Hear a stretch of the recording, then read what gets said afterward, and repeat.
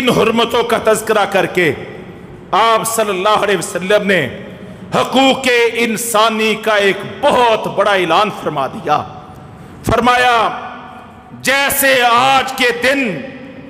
عرفہ کے دن کی حرمت کو پامال کرنا جرم ہے، جیسے ذوالحجہ کے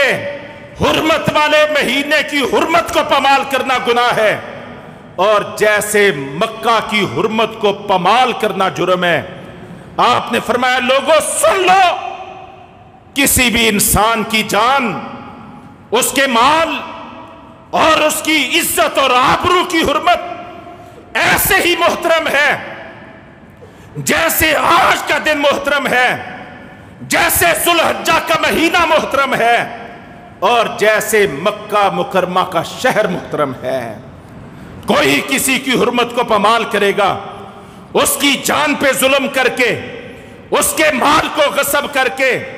اس کی عزت اور آبرو پہ حملہ کر کے، تو گویا کہ